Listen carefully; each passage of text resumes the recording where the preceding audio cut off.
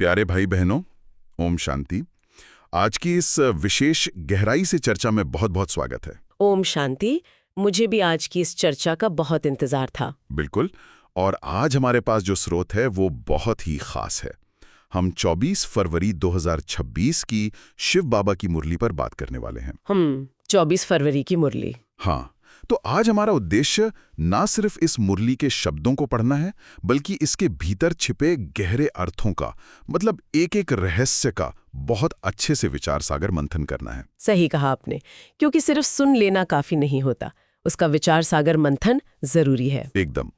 तो इसे एक आध्यात्मिक यात्रा की तरह मान सकते हैं, जहां हम ये समझेंगे कि बाबा ने आज मुरली में ये कहा है और उन बातों का हमारे व्यवहारिक जीवन में क्या सीधा असर पड़ता है। तो अगर हम आजकल की भागदौड़ वाली जिंदगी को देखें, जहां हर तरफ से जानकारी आ रही है, बहुत शोर है, वहां आज की मुरली की जो मुख्य थीम है वो एक बहुत गहरा ठहराव लेकर आती है। ठहराव, हाँ, ये शब्द बहुत सही है। ना कनेक्शन किसी एक सर्वोच्च सत्ता से जोड़ने का असली मतलब क्या है। क्या ये केवल एक भावना है या फिर कोई निरंतर अभ्यास है? बिल्कुल। और कैसे ये अभ्यास किसी भी व्यक्ति की आंतरिक स्थिति को पूरी तरह बदल कर रख सकता है। ये विषय अपने आप में बहुत ही सुकून देने वाला है। अगर हम आज की मुरली की शुरुआत को देखें तो बाबा ने एक बहुत ही सुंदर प्रश्न उत्तर से बात शुरू की है। हाँ, वो प्रश्न बहुत ही दिलचस्प है। बाबा ने प्रश्न पूछा है कि संगम युग पर आत्मा अपनी डोर परमात्मा के साथ जोड़ती है, तो इसकी रस्म अज्ञान काल में किस रीति से चलती आ रही है? और इसका उत्तर बाबा ने एक बहुत ही सुंदर रूपक से दिया है, शादी का रूपक। बिल्कुल। शादी के समय जैसे कन्या का पल्लव पति के साथ बांधा जाता है और वो समझती है कि अब जीवन भर उनका ही साथी होकर रहना है, ठीक उसी तरह आत्माओं को अपना पल्लव शिव बाबा के साथ जोड़ना है। हाँ, और मुरली में एक बहुत ही प्यारे गीत की भी याद दिलाई गई है, जीवन डोर तुम ही संग बांधे। अरे हाँ, वो गीत। अगर हम इस रूपक की गहराई में जाएं, तो ये स्थूल और सूक्ष्म के बीच का मतलब एक बहुत बड़ा अंतर स्पष्ट करता है। वो कैसे?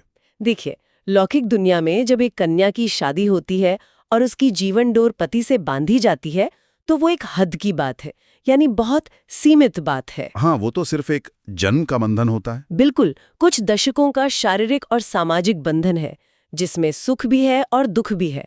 लेकिन यहाँ जिस रूहानी डोर की बात बाबा कर रहे हैं, वो बेहद यानी असीमित है। असीमित मतलब जन जन्मांतर का? जी, ये किसी देह का देह से बंधन नहीं है, बल्कि एक चेतना का सर्वोच्च चेतना से जुड़ना है। बाबा कहते हैं कि जब आत्मा की जीवन डोर परमात्मा के साथ बंधती है, तो पूरे 21 जन्मों के लिए सदा सुख का वर्षा यानी अधिकार मिलता है। 21 जन्मों की गारंटी? आज के इस दौर में जहाँ मतलब लोग कल की गारंटी नहीं ले सकते, रिश्तों में इतनी अनिश्चितता है, वहाँ 21 जन्मों की बात सोचना ही दिमाग को झकझोर देता है। बिल्कुल, ये बहुत बड़ी बात है। लेकिन एक सवाल उठता है मेरे मन में, अगर ये सौदा इतना ही फायदे का है, इतना स्पष्ट है, तो क्या ये रूहानी डोर बांधना सच में इतना आसान है? लोग आसानी से जुड़ क्यों नहीं पाते? यही तो मानव मनोविज्ञान की सबसे बड़ी पहेली है। सुनने में ये बहुत आसान लगता है कि एक परमात्मा को याद करना है, लेकिन बाबा ने मुरली में स्पष्ट किया है कि इसमें गफलत बहुत होती है। गफलत यानी? लापरवाही। हाँ, लापरवाही। माया इस डोर को तोड़ने के लिए लगातार प्रयास करती है। इंसान की आदत है कि जो चीजें आंखों से दिखाई देती हैं, जो भौतिक सुख हैं, वो उनकी तरफ जल्दी आकर्षित होता है।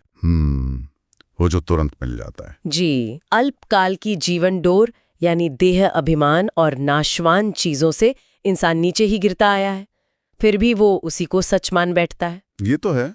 परमात्मा से जुड़ने पर ही सच्ची और जबरदस्त कमाई होती है, लेकिन ये एक सूक्ष्म प्रक्रिया है। इसलिए बाबा जोर देते हैं कि बुद्धि की डोर सिर्फ एक के साथ बांधी है, तो किसी और के साथ नहीं बांधनी चाहिए। मतलब एक बार डोर बंधी और फिर दुनियावी आकर्षण में फंसी तो वो कमजोर पड़ जाती है। एकदम सही। ये गफलत वाली बात बहुत प्रासंगिक है। हम अक्सर देखते हैं कि लोग आध्यात्मिकता की तरफ आते हैं, लेकिन फिर वापस पुरानी आदतों में खिंच जाते हैं। बहुत आम बात है ये।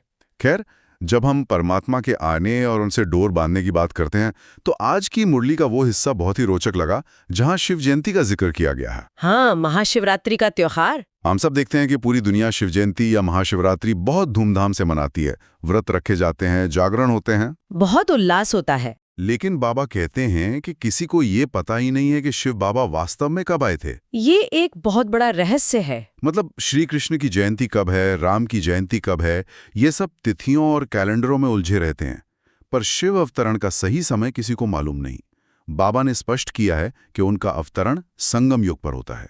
और ये बात समय के चक्र के बारे में एक बहुत ही महत्वपूर्ण और तार्किक सवाल खड़ा करती है। हाँ, अगर हम इतिहास और समय चक्र के बड़े चित्र को देखें, तो सतयुग, जिसे स्वर्ग कहा जाता है, वहां इस ज्ञान की आवश्यकता ही नहीं होती। क्योंकि वहां तो सब पहले से ही परिपूर्ण है। बिल्कुल, वहां तो आत्माएं अपनी प्रारब्ध यानी अपने पूर्व जन्मों के श्रेष्ठ कर्मों का फल भोग रही होती हैं। वहां कोई दुख नहीं, कोई अज्ञानता नहीं, सब पवित्र हैं। तो वहां परमात्मा को आने की क्या जरूरत? सही बात है। डॉक्टर की जरूरत तो तब होती है जब कोई बीमार हो। एकदम सटीक उदाहरण है। और दूसरी तरफ कलयुग में सभी पतित हैं, दुख और अशांति चरम पर है। इसलिए परमात्मा को कलयुग के बिल्कुल अंत और सतयुग की शुरुआत के बीच के एक बहुत ही छोटे से संक्रमण काल में आना पड़ता है। और इसी काल को संगम युग कहा जाता है। जी, दुनिया इस संगम युग के रहस्य को नहीं जानती।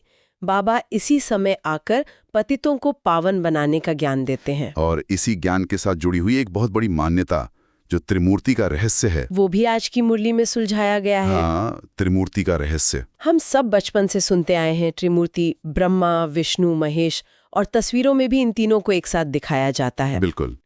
लोग हमेशा इन तीनों के कार्यों की बात एक ही समय पे करते हैं, लेकिन बाबा ने आज एक बहुत ही लॉजिकल पॉइंट रखा है।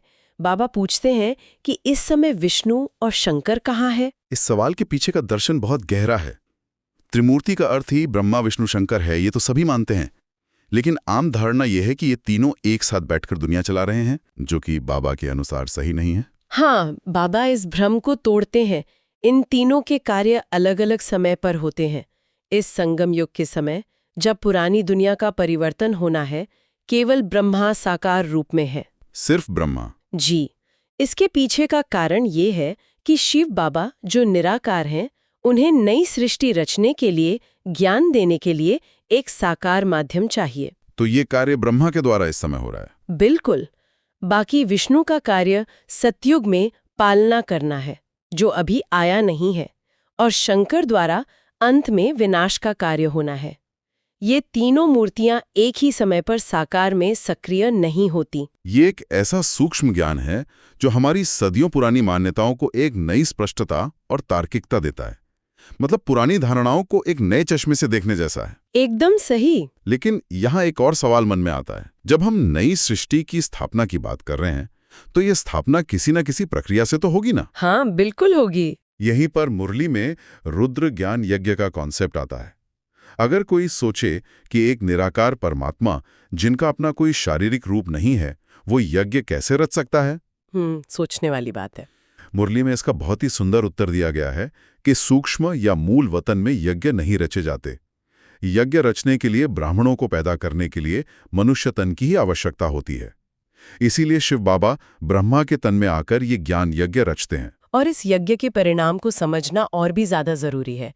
इतिहास में जो भी यज्ञ हुए हैं वे भौतिक सामग्री से हुए हैं, लेकिन ये ज्ञान यज्ञ है। हाँ, इसमें सामग्री नहीं, ज्ञान क्या होती है? बिल्कुल। बाबा कहते हैं कि इसी रुद्र ज्ञान यज्ञ से विनाश ज्वाला प्रज्वलित होती है।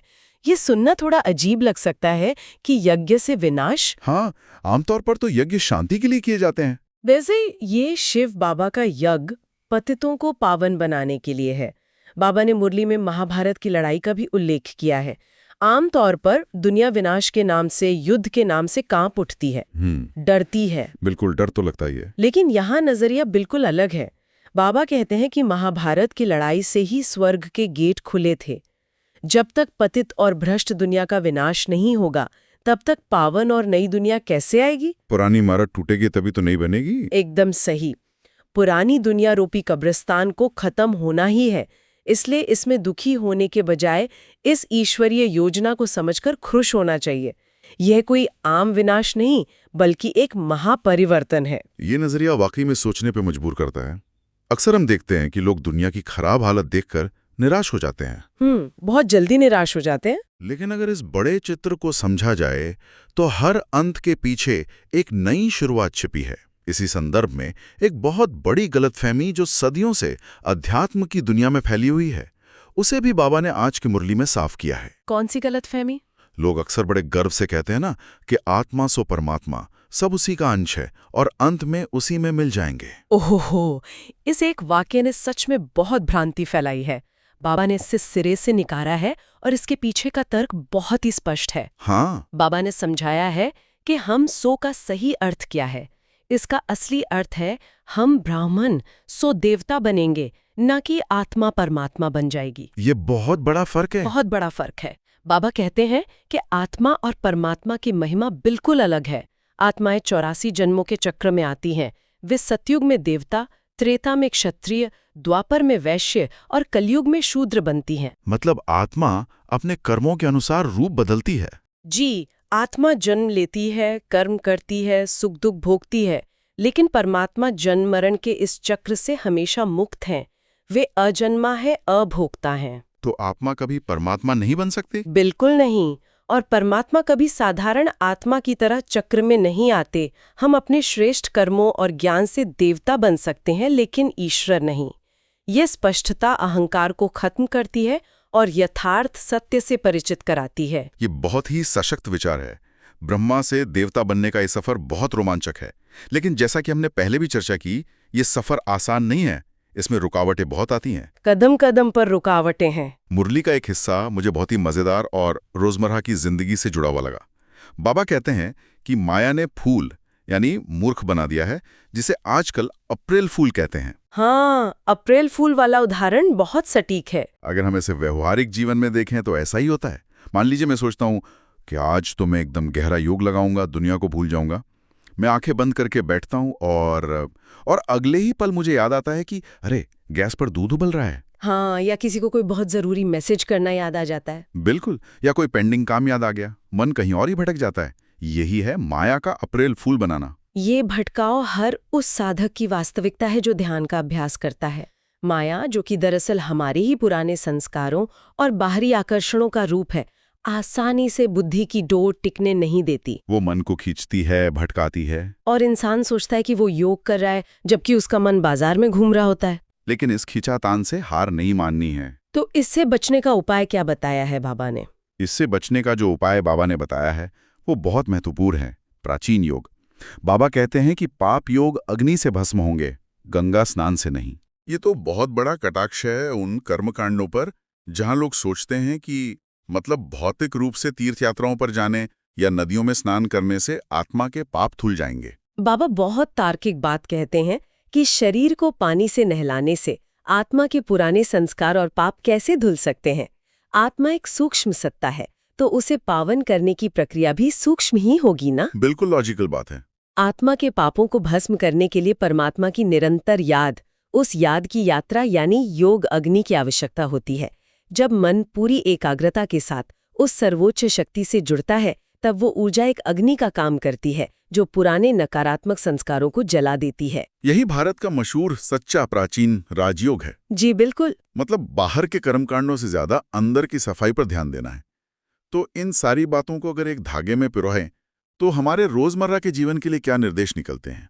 इसके लिए आज की मुरली की धारणा बहुत ही स्पष्ट दिशा देती है। हाँ, पहली मुख्य धारणा यही है कि अपनी बुद्धि की रूहानी डोर एक बाप के साथ बांधनी है और सिर्फ एक की ही श्रीमत पर चलना है। और दूसरी बात जो बहुत ही प्यारी है, जिसमें एक मिठास है, बाबा कहते हैं कि हम मोस्ट स्वीटेस्ट झाड़ यानी सबसे मीठे पेड़ की कलम लगा रहे हैं, इसलिए स्वयं को बहुत बहुत मीठा बनाना है। मिठास, ये बहुत जरूरी है। मिठास ही इस नए युग, इस आने वाले सतयुग की बुनियाद है। अगर अंदर कड़वाहट है, दूसरों के प्रति ईर्ष्या या क्रोध है, तो नई दुनिया की कलम कैसे लग सकती है? सही बात है, लेकिन ये मिठास सिर्फ ऊपरी नहीं होनी चाहिए। बिल्कुल, ये शक्ति पर आधारित होनी चाहिए। और इस शक्ति को कैसे प्राप्त किया जाए, ये आज के वरदान में बहुत गहराई से समझाया गया है। आज का वरदान क्या है? आज का वरदान है मनन शक्ति द्वारा हर पॉइंट के अनुभवी बनने वाले, सदा शक्तिशाली, माया प्रूफ, विघ्न प्रूफ भव।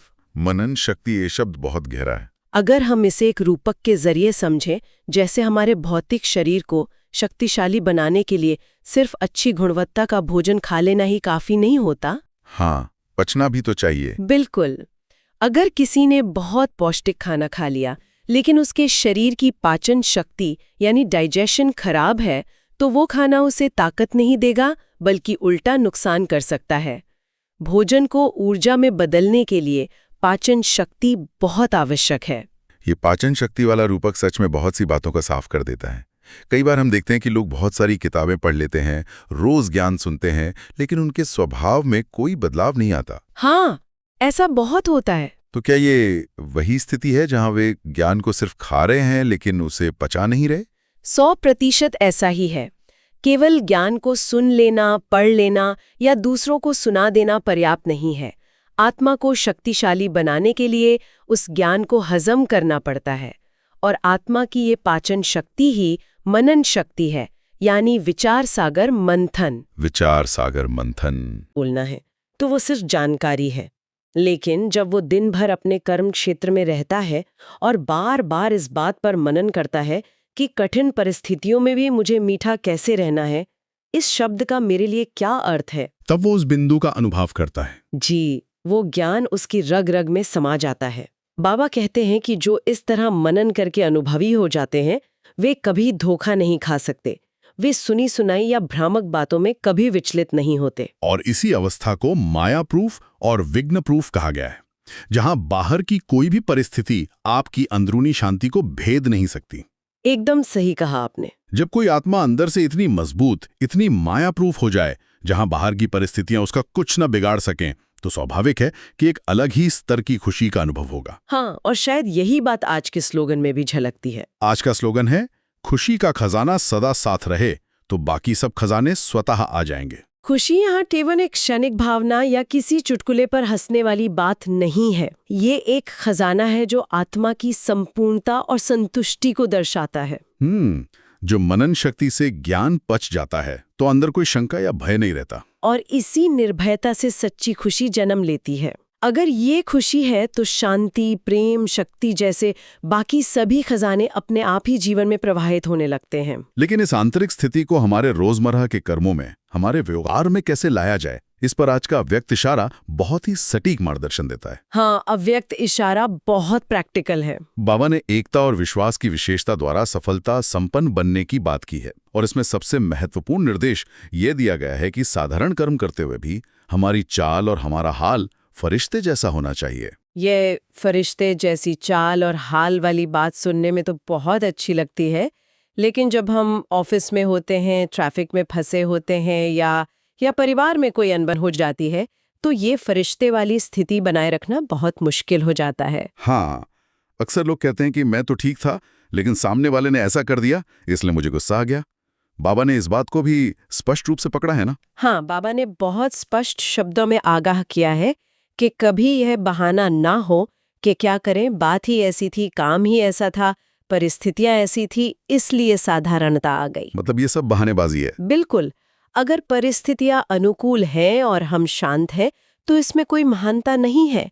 महानता तो तब है जब बाहर तूफान हो और अंदर शांति हो। फरिश्ता वो है जिसका धरती यानी पुरानी दुनिया की मिट्टी, कठिनाइयों और कड़वाहट से कोई लगाव या टकराव नहीं है। वो इन सबसे ऊपर है। जी, परिस्थितियां चाहे जैसी भी हों, हमारा वो अलौकिक, शांत और मीठा स्वरूप हर एक को अनुभव होना चाहिए। हमें बाहरी बातों के अनुसार अपना स्वरूप या अपना व्यवहार नहीं बदलना है। जब बाहरी बातें हमें प्रभावित नहीं कर पाएंगी, हम अडिग रहेंगे, तभी हम दूसरों के समीप आएंगे, उनका विश्वास जीतेंगे और एकता का एक सच्चा संगठन मजबूत होगा।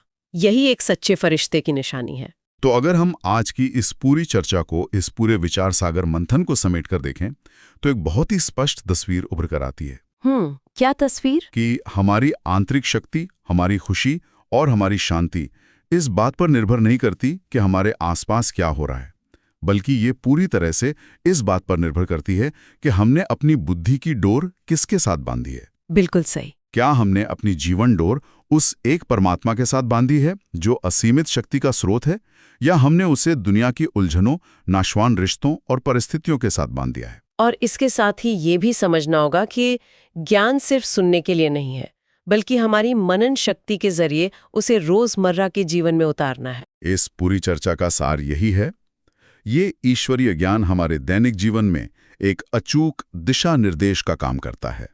ये हमें एक स्पष्ट फोकस देता है। दुनिया में चाहे कितनी भी उथल-पुथल क्यों न हो रही हो, चाहे महाभारत जैसी विनाशकारी स्थितियां क्यों न बन रही हों, ये ज्ञान हमें बाहरी परिस्थितियों का बहाना बनाए बिना एक फरिश्ते की तरह शांत, मीठा और स्थिर रहना सिखाता है। और ये हमें याद दिलाता है कि इस पुरानी दुनिया के अंत के पीछे एक बहुत बड़ा कल्याण छिपा है, एक नई पावन दुनिया की स्थापना। हमें सिर्फ उस रुद्र ज्ञान यज्ञ में अपनी पुरानी कमजोरियों और संस्कारों की आहुति देनी है। योग अग्नि को प्रज्वलित रखना है और उस एक के साथ अपनी डोर को मजबूती से पकड़े रहना है। ये एक बहुत ही सुंदर और स्पष्ट निष्कर्ष है। ज्ञान को पचाना, फरिश्ते जैसी स्थिति में रहना और अपनी डोर को मजबूत रखना। इसी के साथ आज की मुरली की गहराई को देखते हुए समाप्ति से ठीक पहले मैं चाहूंगा कि सुनने वालों के लिए एक बहुत ही गहरा विचार सामने आए, जिस पर हम सबको सोचना चाहिए। हाँ, अगर इस बात को एक अंतिम विचार के रूप में छोड़ना हो तो सोचने वाली बात यह है कि अगर शरीर के लिए हमारा भोजन हमारी ताकत तय करता है और आत्मा के लिए हमारी मनन शक्ति, हमारी आध्यात्मिक पाचन शक्ति है, तो आज दिन भर में आत्मा को कौन से विचार परोसे जाएं? कौन से विचार परोसे जाएं? आज ऐसा कौन सा ज्ञान का बिंदु उठाया जाए जिसका मनन करके खुद को माया प्रूफ और विघ्न प्रूफ बना लिया जाए? ये एक ऐसा सवाल है जिस पर गहराई से विचार किया जाना चाहिए, क्योंकि यही मनन हमारे कल का निर्माण करेगा। बहुत ही शानदार और उत्तेजक विचार। ज्ञान का भोजन और उसे पचाने की शक्ति। इस गहरे अध्ययन और विचार सागर मंथन में आज जो बातें सामने आईं, वे निश्चित रूप से जीवन को देखने का नजरिया बदल सकती हैं। मुझे भी ऐसा ही लगता है। इस ज्ञान से भरी चर्चा में हमारे साथ जुड़ने के लिए और इतनी गहराई से समझाने के लिए बहुत बहुत धन्यवाद। आपको भी धन्यवाद। इसी शांति, मिठास और उस एक सत्ता के साथ डोर बंधे होने के एहसास के साथ हम आज की इस चर्चा को यहीं समाप्त करते हैं। ओम शांति। ओम शांति।